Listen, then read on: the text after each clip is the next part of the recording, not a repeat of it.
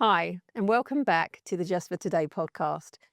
Today's conversation is one that I know will resonate deeply with so many women because we're talking about divorce and the grief that can live within it. When I decided I wanted to create an episode around this subject, there was immediately one person I knew I wanted to speak to, and that was Gemma Hall. Gemma is a relationship coach. She doesn't work with couples. She works with women, supporting them through heartbreak, separation, divorce, identity loss, emotional overwhelm, and the process of rebuilding themselves after difficult relationships and life transitions. But what I love most about Gemma is that her work doesn't come from theory alone. It comes from a lived experience.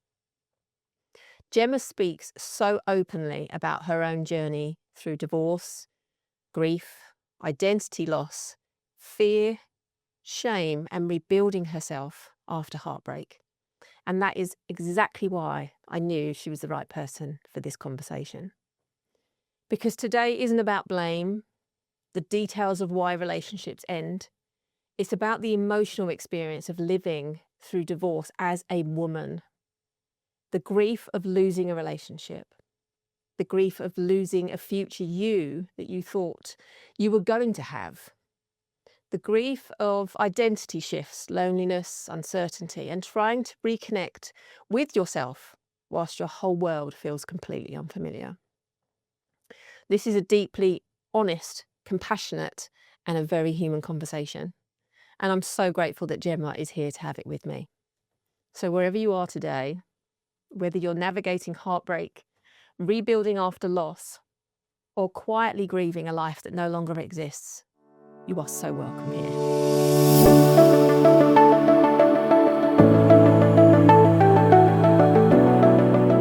Gemma, I'm so excited to have this conversation with you because there's so many things me and you could have had a discussion about, and the obvious choice would have been sibling loss. Yep. Because we both have that in common, and our sisters have the same name, and it seemed like the obvious choice. But actually, I want this podcast to be about so much more than death. I really do. And divorce was something that I didn't recognise as a process I was grieving. But on the other side of it, looking back, oh my gosh, I was deeply in the throes of grief. Absolutely. And I don't think a lot of people notice the grief until afterwards. And if you haven't experienced it as well, I don't think you can recognise that that's what someone's going through. No. So tell me about your experience of not necessarily all the nitty-gritty details, but actually who you was when you were in the mix of a marriage that you realised was coming to an end. So we dragged it out of it. And I think for all the right reasons. We'd done our best to make it work. So there were lots of conversations, but there had been so many small wounds in the build up to our relationship breaking down. And I fought for my marriage tooth and nail. I actually don't recognise the person I was when I was fighting. Can I ask you what that looked like, though? When you say you fought tooth and nail, what does that mean? So there was begging, there was crying, there was sacrificing parts of myself to bend and make myself what I thought I needed to be in order for the marriage to survive.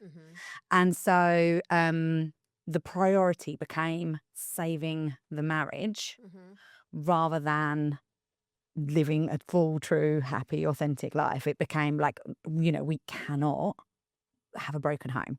And I hate that term. We're going to come back in a minute.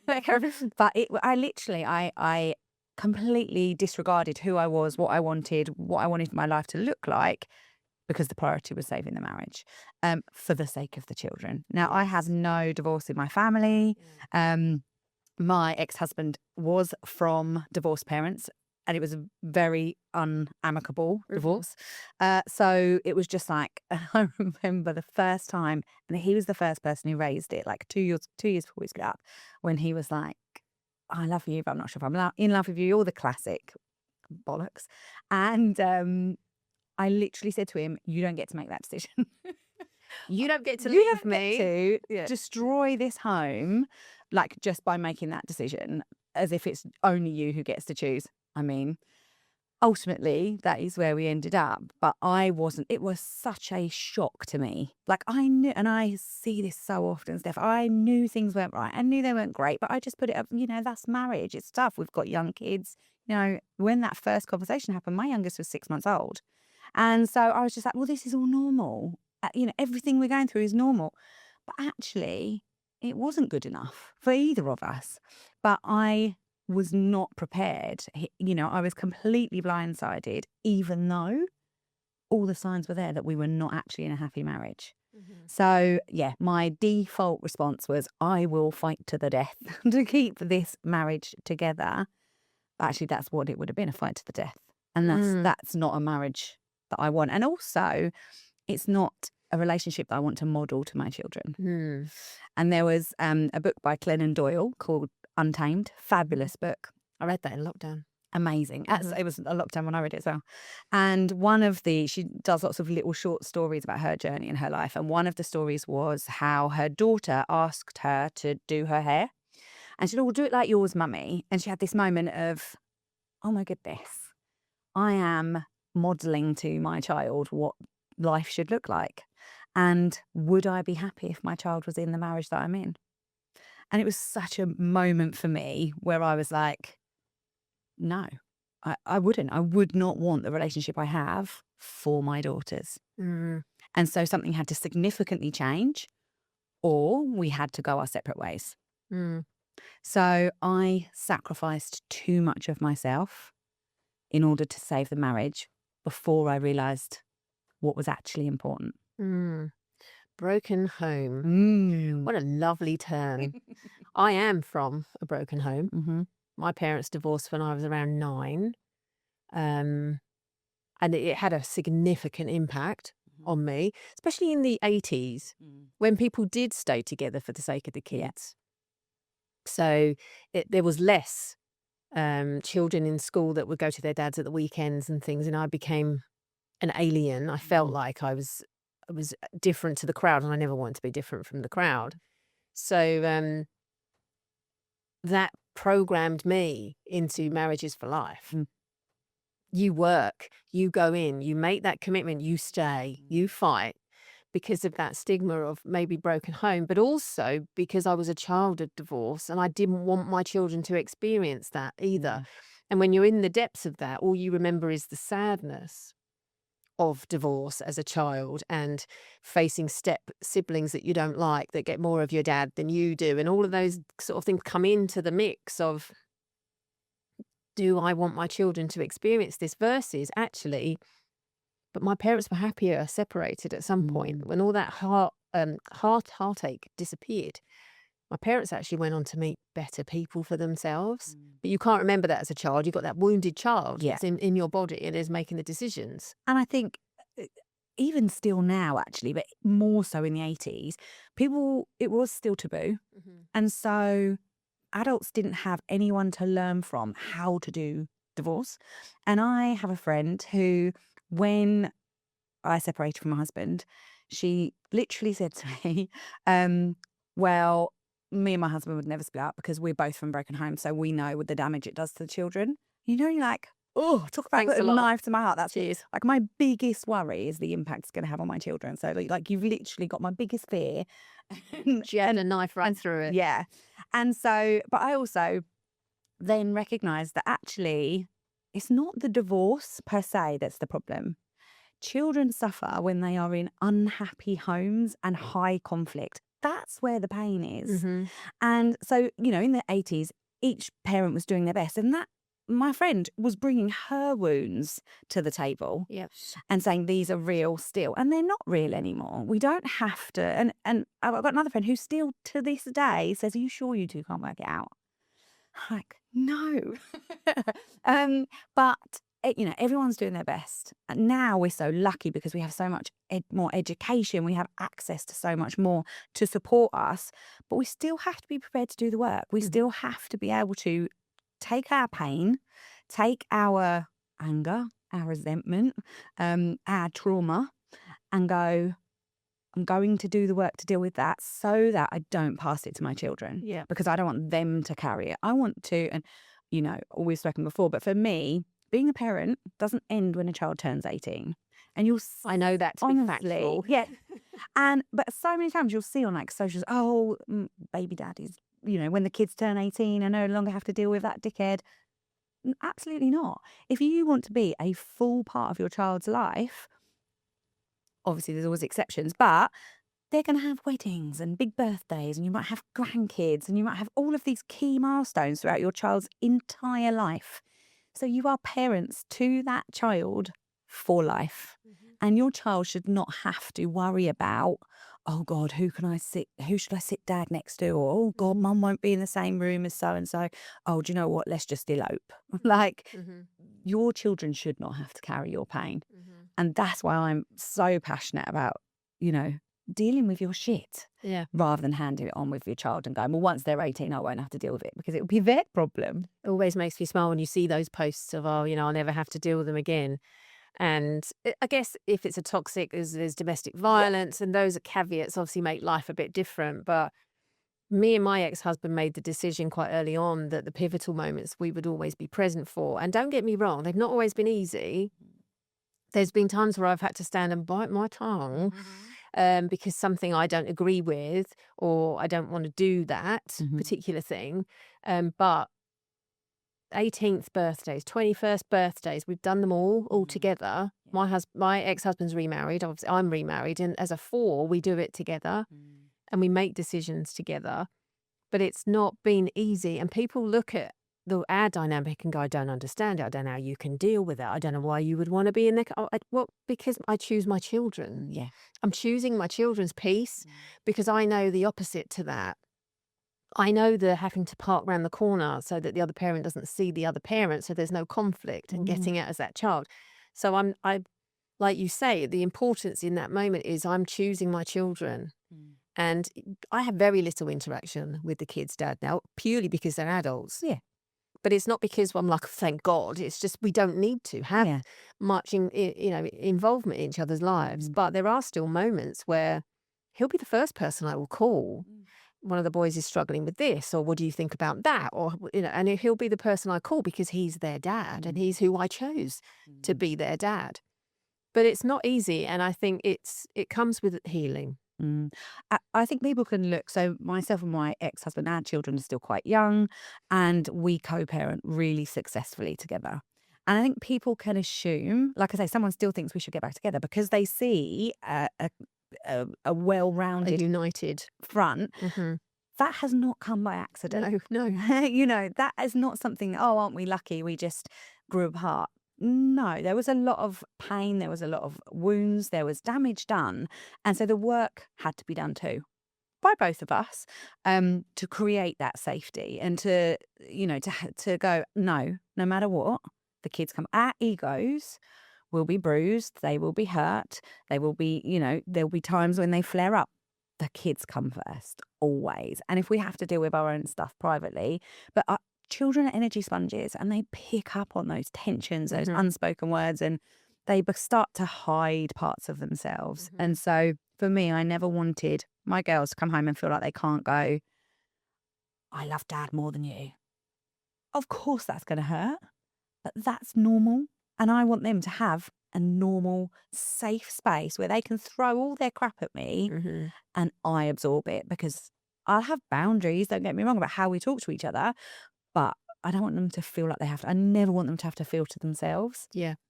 That doesn't happen by accident. No, it doesn't. And I remember right at the start when the boys would go for the weekend and me and Granger were in a new relationship, and the boys would come back and be really angry at him and just call him names. And we knew why they were doing it, and we would just let it go, obviously respectful, that it wasn't disgusting things they were saying. But we knew there was a transition they were making from dad's time to mum's time again, and the conflict of feeling all of these emotions of how does dad feel about mum's now in a relationship and all of that stuff. So there is that. But with regards to the grieving, what do you think your grief looked like? Messy, really messy. Like I remember there were times where I could not pull myself together, and it was horrible. Like I felt completely on my knees through my grief. Like, I couldn't cope. I was crying all the time. And I've always been someone who's really good at putting on a brave face. I never cried. I'm always the strong one, always the positive one. And it floored me without any shadow of a doubt. And my sister was going through her first diagnosis, and I couldn't be there for her. And because I literally had nothing to give. And that was incredibly hard for me and my identity as to this superhero that I was. Do you know, I felt like that infatuated 15-year-old where you are obsessed about what they're doing. You know, he'd moved out of the home. What is he doing? Who is he with? Who's on the scene? Like, literally obsessively stalking, 2 a.m., my brain's going. I was so scared because I thought I knew what my future looked like. Even if I didn't love it, it was good enough. And suddenly that was gone. I had no idea and I had no control. Or I didn't feel like I did. And that literally put me on my knees. I've had all kinds of different grief, as we all have. But from a powerlessness, that one, my marriage breaking down, that was just not part of my future, like at all. I was a good wife. I was a good mum. I had done everything, in my view, to give him the life he wanted. You know, he wanted to change career. We changed career. We wanted to go on certain holidays. We went on those holidays. Like, I literally molded myself as a people pleaser that I was around his dreams and his wishes. And I, in my view, gave him everything he asked for, and it wasn't enough. So there was a huge amount of shame. Like, to me, it felt like I'd failed, like there was something wrong with me. And it was brutal. I look back and I struggle to identify who I was at that, like to look at myself then, because I was so broken in a way that nothing else had broken me. But yeah, it was like that 15, when you're 15, you have that first heartbreak, your very first heartbreak, where you feel like you're never going to recover. It was that level of heartbreak, because I didn't know if I was going to recover. I didn't know how I was going to survive this. I didn't know how it was going to impact my children. And it was so scary. And I had a lot of shame around that we'd failed. And like I say, in those comments for friends, it impacted relationships with friends and family. I'd have comments from like my mum, always so supportive, but there was always that, oh yeah, but does she think we should work it out? Like, and I don't know what her perception was, and I don't know that it was that, but it was my internalization of, we should be able to fix this. Marriage is hard, but you work through it. Yeah. So do you believe that marriage should be hard, is hard? Do you still hold? I mean, that's an absolute that people put out there. Of course it's hard. Marriage is hard. You work hard. Yes and no. Like all things, I think you can have two truths. Like, yes, there will be moments of hard. Absolutely, because life is hard. But the relationship should be one where you're pulling in the same direction. I think the most important thing is that you can have truly honest and vulnerable conversation.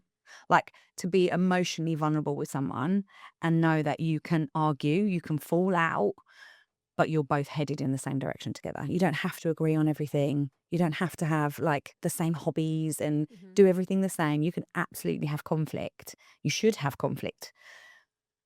But yeah, of course, it's not meant to all be like a Disney movie where everyone reads each other's minds. Like, oh, love means you don't have to communicate because you're just so connected that you just understand each other. Like, absolute bullshit. So yes, I do believe marriage could be hard, but I don't think it should be so hard that you sacrifice who you are to make that work. Yeah, that's interesting. Just thinking about that whole word of being vulnerable, being able to be vulnerable with each other. That in itself is not always an option that's available. Certainly for the women that I've worked with in the past, the woman I was in the past, being able to communicate from a vulnerable space wasn't a natural default for me. So how did I know how to even communicate vulnerably? Because I didn't know what I didn't know at the time, and divorce and all of the stuff that I've experienced has taught me that about myself. But at the time, I couldn't get words out of my mouth, let alone say I'm not happy. How do I even communicate that to him? I don't feel safe to communicate that anywhere in the world because my vulnerability has never been acceptable, or I've never seen it exhibited to me Yeah. in marriages that I've been exposed to. So how are we supposed to do that when we don't even know we're not doing it? Does that make sense what I'm saying? Absolutely. I think we do know we're not doing it. I think it's we don't know where to go to learn the tools to change that. Mm-hmm. And I think that's the bit that's so important, because I genuinely believe and know and see there are so many couples living in relationships that are not happy. They just coexist. They're like roommates, they're living this life, they've got on, and they're just carrying on. And I don't believe those relationships are doomed. Some might be, but I think a lot of them, if they can actually, as the woman, the man obviously needs to do the work, but I think as individuals, let's put it that way, as individuals, if they go, actually, I'm not happy, so what do I need to do about this? And this isn't about the other person, it's me. I'm not happy. What do I need to do in order to be happy?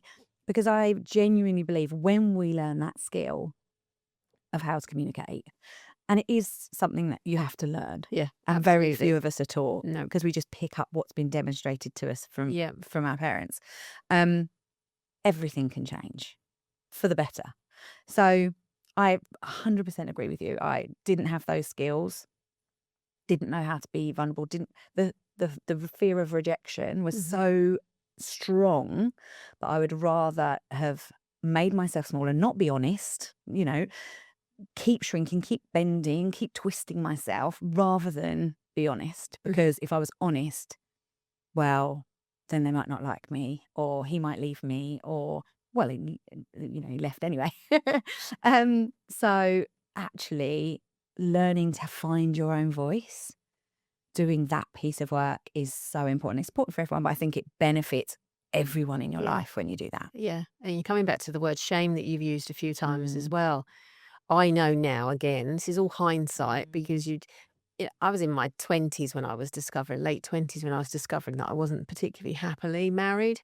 But I attached that to, I'm not doing something right then. What is wrong with me? Because people looking at our life would have seen the beautiful home. We was together from school, lovely kids, this whole beautiful picture. Why can't I just be happy in this picture? What's wrong with me? Because he meets the needs of us all in financial security and all of that stuff. What is wrong with me that I just can't push those little things to one side and just go, no, they don't matter. What is wrong? And I remember a parent of mine saying to me, so what if he does that? What's the big deal about that?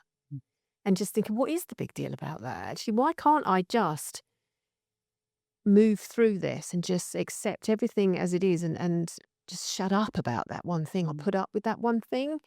And that's not even a fault on his part. It was just my programming saying, shut up and put up with it. Your expectations are too high. Yes. No one's perfect.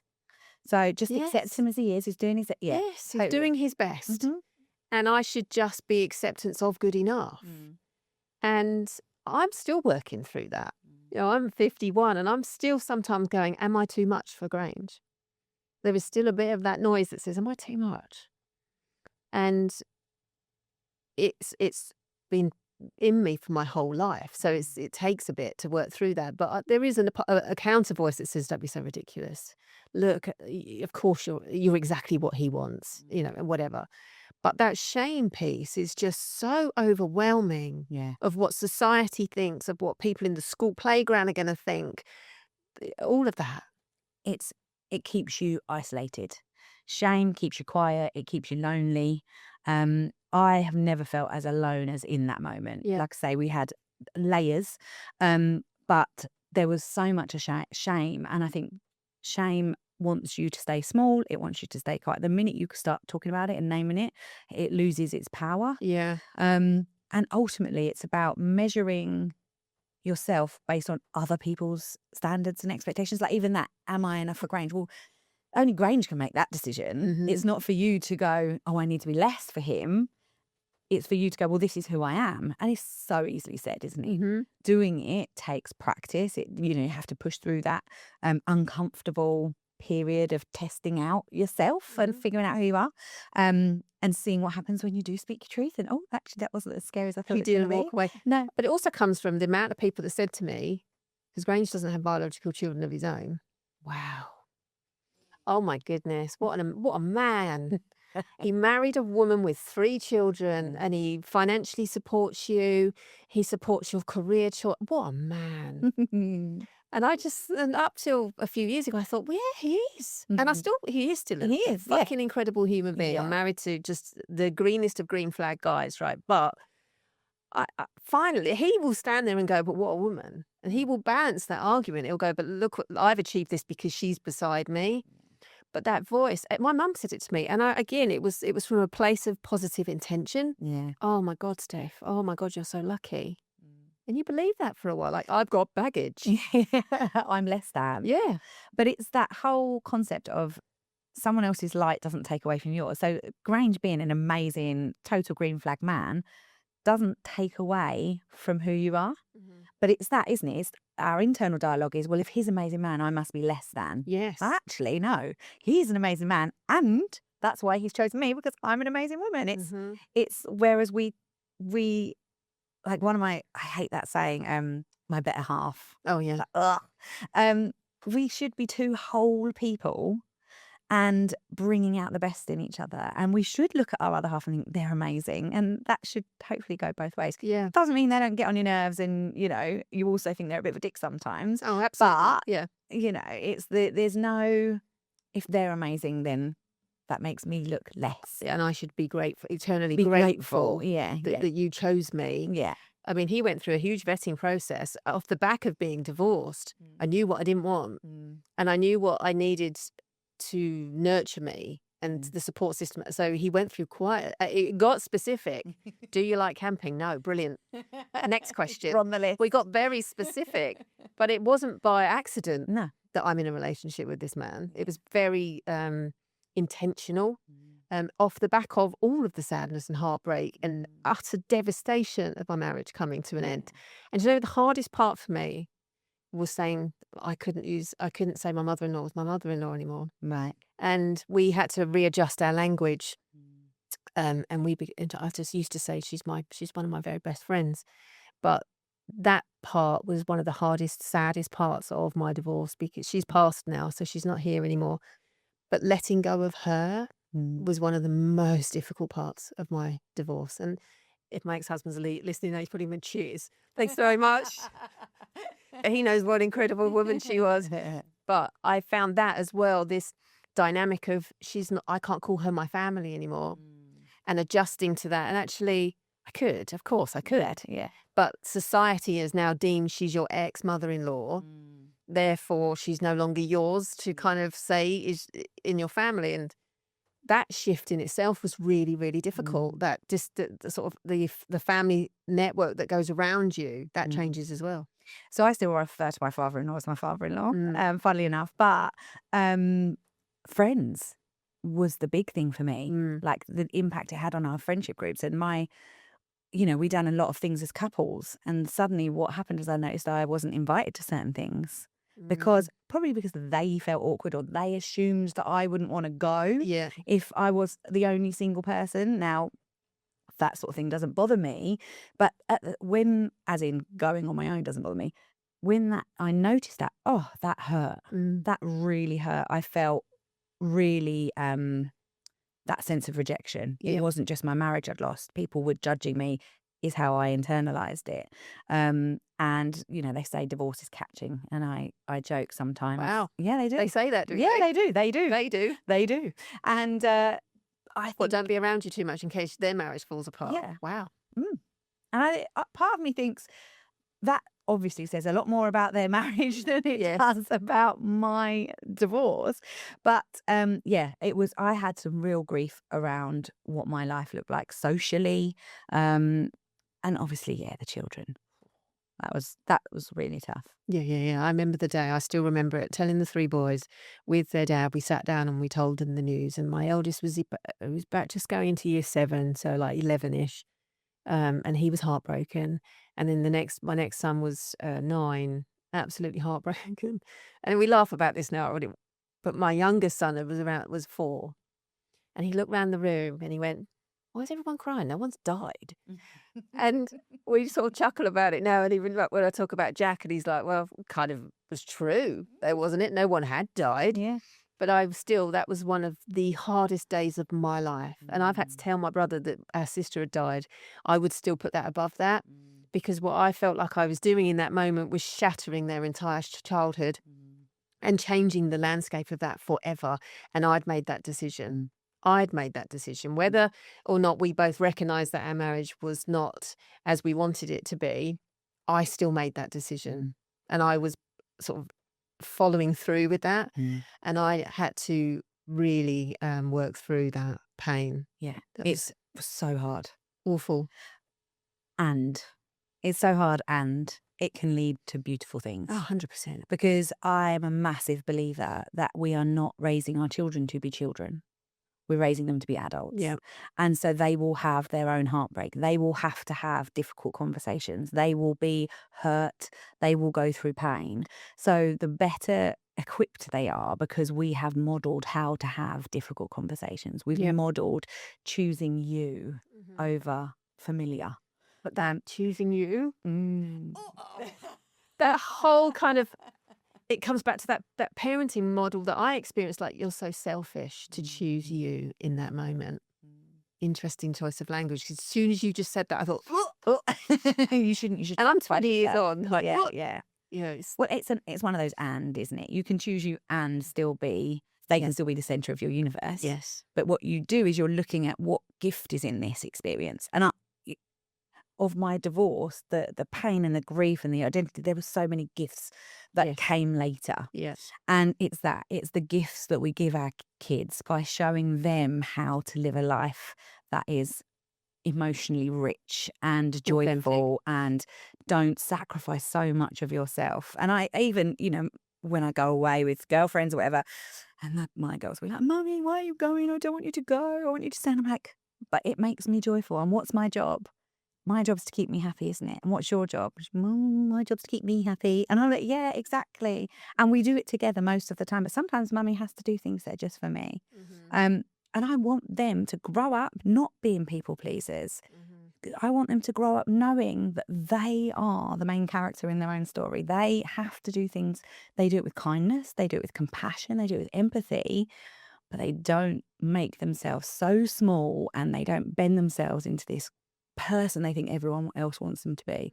And the only way I can show them is by doing it. Yeah, 100%. So Yeah, I mean, I had a couple of conversations with my 2 oldest boys not that long ago individually, where when I was working through some of my pain and some of my heartbreak and my trauma, and I had recollections of times I wasn't so great for them in those moments. And I know that I was possibly in the angry phase of separation and divorce, and they were struggling, and I would shout a lot. I shouted a lot at that time of my life, and it was pure frustration and anger, and it was definitely in the grief cycle. And I remember saying to my eldest, "If you don't like the way I'm handling things, go live with your dad." Oh my God. And it was said to me as a child, "Well, if you don't like it, go live with your dad." And at the time, I didn't recognise I'd done it. It was only maybe 10 years later. And I had this moment, and I was devastated for him. So I texted him and I said, "I just need to apologise to you for da da da da da da." And he come back and was like, "What are you talking about?" I said, "There was a moment, I remember it, and blah, blah, blah." And he's like, "I don't recall that." I said, "Well, I'm telling you it happened, and I want you to know I'm sorry. And if your unconscious just heard that, I'm all right with that." And I did the same with my middle son, and he come back the same. It's like, "I don't recall that." And I'm like, "Well, I do, and I'm sorry. I wasn't good enough in that moment for you." "Okay, Mum." And it was those moments where you just look back and you go, I was not. But I was also heavily grieving. I was so angry. I was so angry at the world for making my sister die, and then for making me get into a relationship that didn't fulfill mine. And I'd made all those choices, of course I had. And I was so angry at the time. So, and I think we can do that as parents. I was reflecting on a reel I watched the other day, and it said, it was a woman, and she was probably mid-50s, and she said, "You know what? The best thing in life as a mother is seeing your children and just knowing they're really good human beings, and it means that you've done a good enough job." And I was in conflict with it. And I said to Granger, and I showed him, and I said, "She thinks she's done a good job. I want to ask her kids how they feel about that reel because there's all these perspectives. Absolutely. And it's that external validation again. Yes. It's not because we can all go back and unpick our childhoods and tell our parents what they done wrong. Mm-hmm.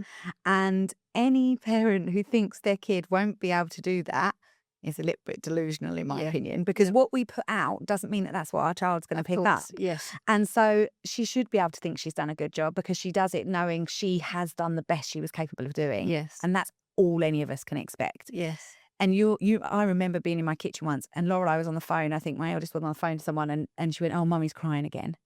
And it was that when I was in right in the depths of the grief, and I literally could not keep myself together, and that made it even worse. Like, that was just like, I really thought I was doing okay, and I'm really not. And I beat myself up for that because I was raised that I never saw my mum cry. I never saw my dad cry. Didn't see them argue.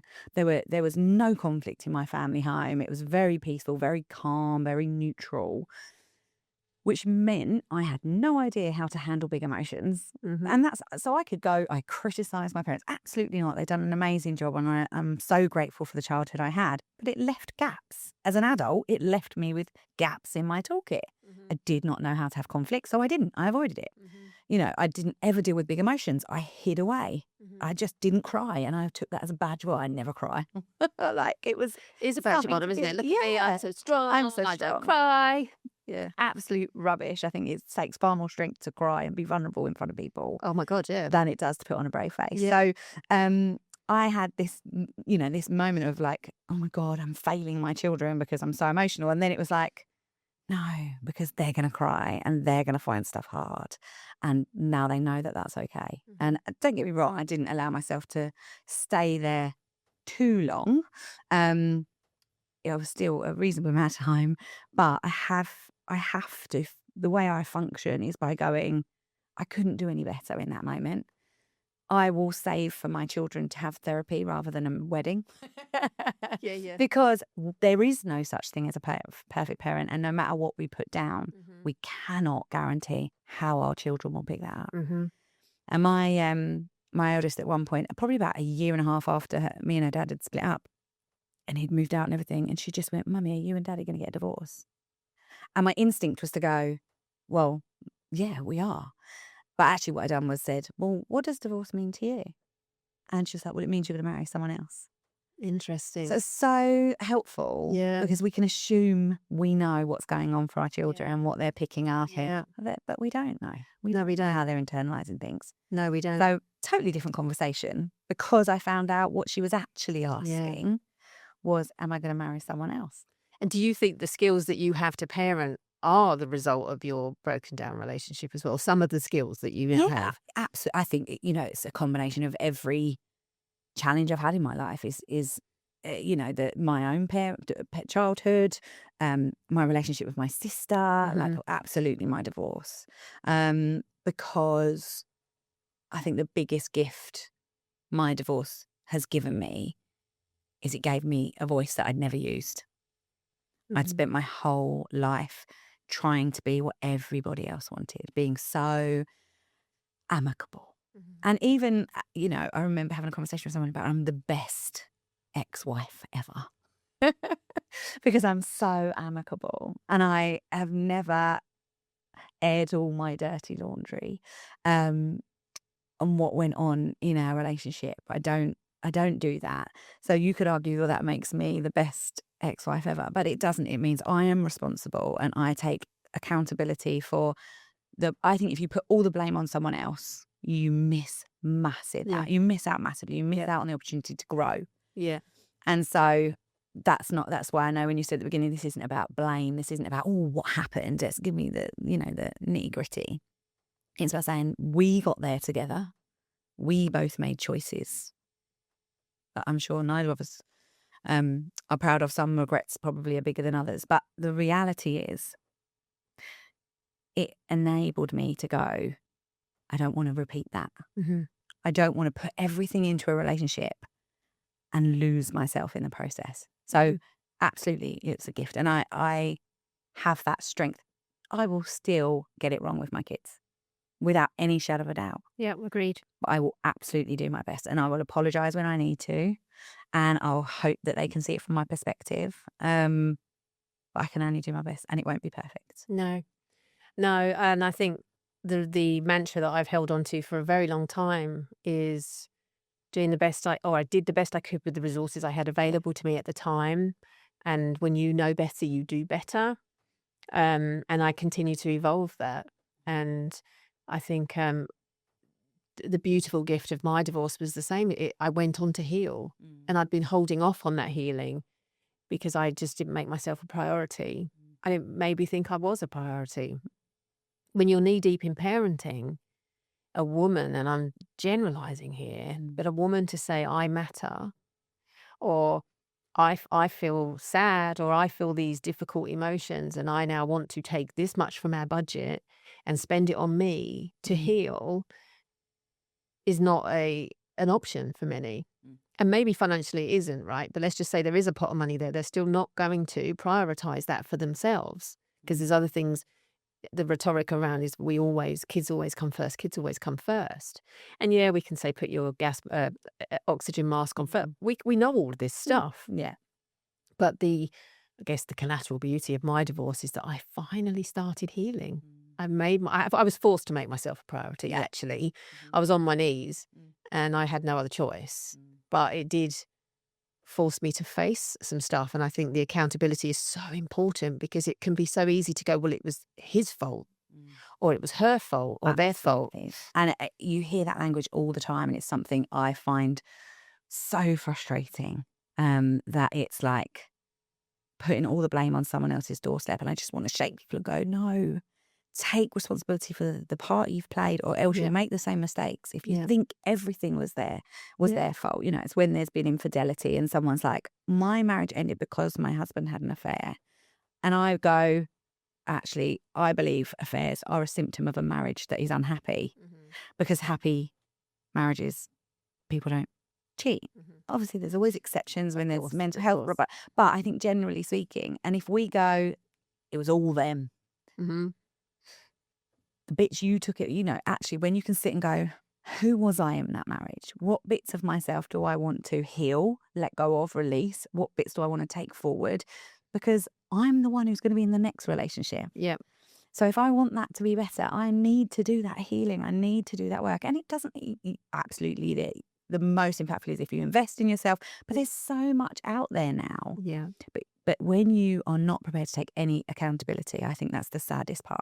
I agree. No, I 100% agree, because I know that my relationship with my ex-husband was formed for a reason, and there was a need that it was fulfilled in me within that relationship, and things that he brought to the table that I very much needed at that time in my life. There became a point where it wasn't the priority anymore, and I wasn't fulfilling his needs for the same reason as well. So the decision was made. But I'll be eternally grateful to him for my life, for not only for my children, but also for creating a space where I could see what I needed to do, and for him holding my hand for a period of time until I felt safe to do that work. And I don't think he would look at it quite like that, right? I don't think he would. But I will be eternally grateful for that relationship, because it led me to healing and led me to Grange. And I went into that relationship with my eyes wide open and not compromising. As this is going to need to be fulfilled for this to be a decent, happy relationship, and it has been. Do you know, there's one point I really want to pick up on is that he might expand it differently. Yeah. And I think when relationships break down and we have that shame, we try desperately to prove to the world that our version of the relationship and the breakdown is the truth. And I think we have to release that, accept that that's our truth, but the other person will tell a different story. Yep. And that's okay. Yep. Because I think so many people exhaust themselves trying to prove to the world around them that either they're the wronged party or they were the victim or da-da-da-da. And that becomes their identity. And we see the world through a different lens, right? So when we're trying to convince everyone that our version is the truth, it's such wasted energy. And again, it just stops us from moving forward. You ask my ex-husband about our marriage, he will tell, I don't think a massively different version, but he will tell a different version to what I would. Yeah. And that's okay, because that is his truth. Exactly. Mine is mine. Yeah. And they don't have to align, because I haven't had his childhood. He hasn't had mine. We experienced our breakup differently. You know, the pain I had was different to the pain he had. So I think that's so important, to not think that we should have the same story, and to be okay with being the villain in someone else's narrative. You know, that if you can be okay with that, then you're taking responsibility for your path and your life. And I think, oh, that's so empowering. It's like the famous people announcements, isn't it? Mutually agreed, or the Conscious uncoupling. Yeah. Come on.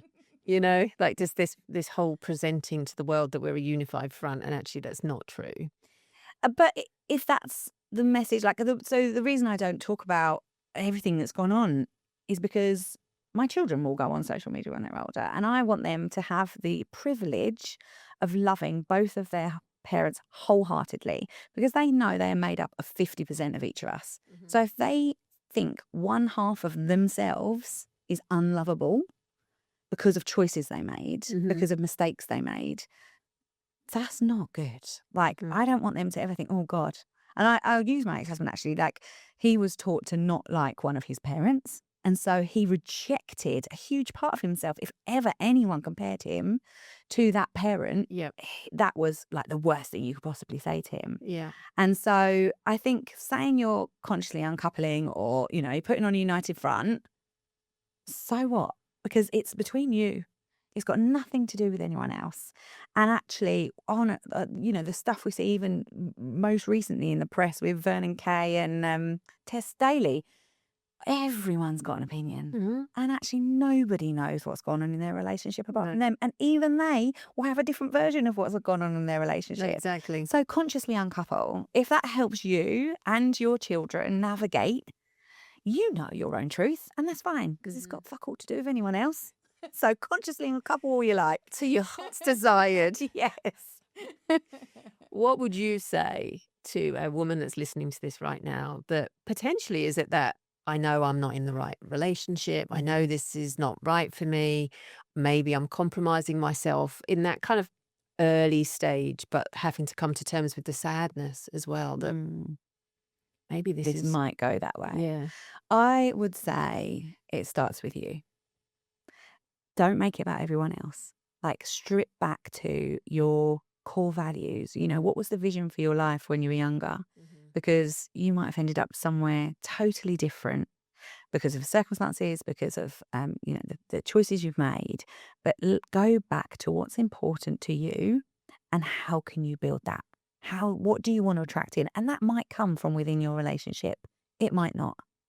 But the reality is, if you have children, are you living a life you'd be happy for them to live? And I really credit Glennon Doyle for that, because that was a game changer for me. But no, your children are not meant to be a blank canvas. They are meant to be covered in paint, and someone will come along and put a big blob of black paint right in the middle. And our job is to teach them how to use that black paint and turn it into something beautiful. You know, don't expect to protect your children from life, because you are doing them a disservice. They are going to be adults. They're going to have heartbreak. So look at this as, okay, where's the gift? Not just for me, but for the people around me. And then trust yourself, listen to yourself, do the work. You don't have to rush. You know, take your time. And yeah, just really think about that inner voice first and foremost, because you're the only one living it. It's true. What about the woman that's on the other side now, and the marriage is being dissolved? That's a horrible word. Yeah. You know what I mean, though. And she's so sad. Or she's grieving. This too shall pass. You know, it's an opportunity it's similar actually. Focus on where you want to go. Don't get stuck looking at the past, because you're not going there. Start to think about, what do you want to invite into your life? What do you want to create for yourself? And if you have those shadowy emotions, if there is anger and there is resentment, you own them. They're your emotions. So do the work. Somebody said to me the other day about this podcast, do you really think it's a form of grief, though? I mean, there's people out there that experience really awful things, and you've seen it firsthand, so have I, the loss of a child, right? You've experienced it as well. Surely these are the conversations. Surely, what would you say to someone that's listening to you right now and they've had the worst thing happen to them, like the loss of a child, and you're saying, well, there's grief in divorce. What would you say to that? What I would say to that is there's no comparison. Like, as in, don't compare. There is always someone worse off than you, and there's always someone better off. This is your own unique, authentic journey, and there is as much weight in the smaller griefs as the bigger ones. They all have the power to change your life for the good or the better, depending on how you choose to move through them. But they're all an opportunity to learn. And so I have had 3 big griefs in my life, and they've all impacted me in different ways. They've all felt painful in different ways. Some, the grief was drawn out and it was long, so I had time to acclimatise. Others, it was a shock, and so it was a different. And so I think you do you. That if you are feeling grief, and I think whenever there's a loss of identity, there's grief. Like the loss equals grief. Yeah. Loss of a relationship also means loss of a future. Loss of a child, that's such an awful grief, like all-consuming. And so is the loss of a marriage and a future. So they don't... I don't think there's a comparison continuum of, well, this is worse than the other. No. It's all relative. It's all felt by that person, no matter what it is they're experiencing. And I would say every form is valuable to bring to the table, to have a discussion about it. Because the whole intention behind the podcast is for people to feel less alone. Because it's lonely. It's lonely when you're in a marriage that's not working for you. It's so lonely when you're caught up in turmoil of anger, frustration. Why this? Why that? Why can't he just do this? Why can't I just do that? The loneliness in that itself. The loneliest point was when he'd had that first conversation with me and I didn't tell anyone. Like, because of all of that shame and all of... So, absolutely, there's loneliness in all forms of grief. I think shame can attach itself to all forms of grief, regret.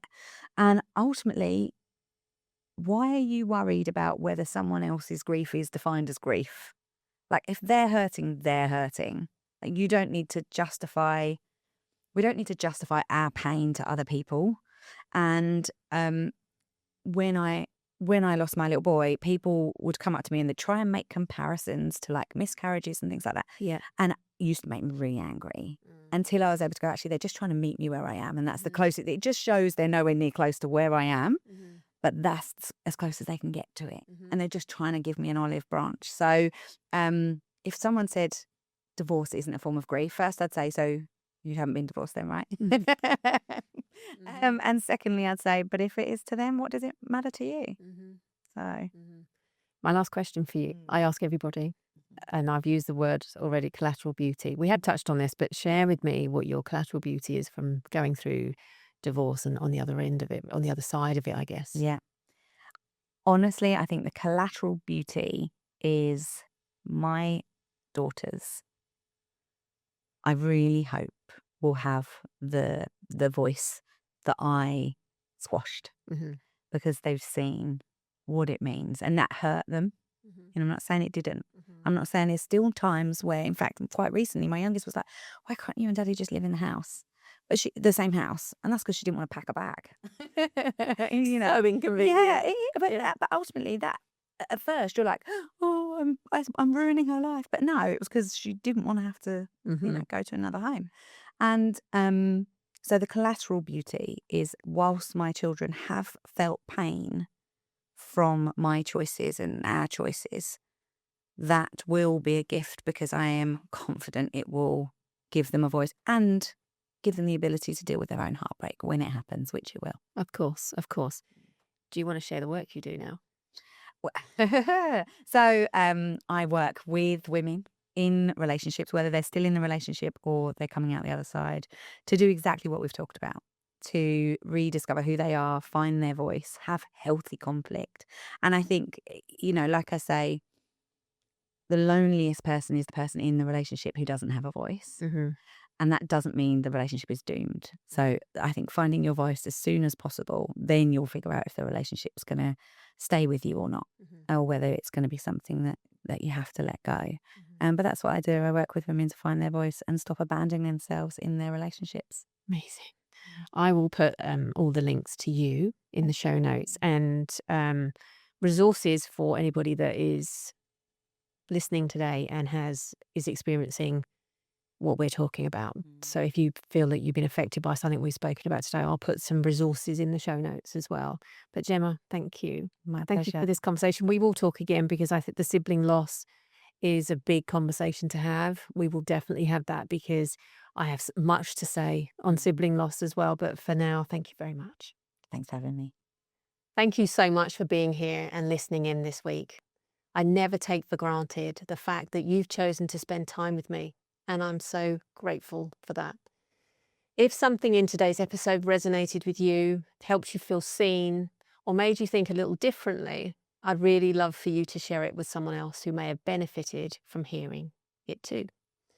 And if you haven't already, leaving a review on your favourite listening platform really does help this podcast reach more people who may need to hear these conversations. I'd also genuinely love to hear from you, whether that's your thoughts on this week's episode, maybe your own experiences, or topics that you'd love me to explore in future episodes. You can connect with me over Instagram at the Just for Today podcast. But before I leave you today, I want to leave you with this final thought. So, just for today, I want you to be present in your life. Because the reality is that tomorrow isn't promised to any of us. And whilst that can sometimes feel frightening, it can also be the very thing that reminds us to slow down, to soften, and to truly appreciate what is here whilst we have it. The people that we love, the moments we often rush through, the conversations, the laughter, even the ordinary, everyday moments that can so easily pass us by. Life can change so quickly. And sometimes all we really have is this moment that's right in front of us. So just for today, be mindful not to miss your life because you are busy worrying.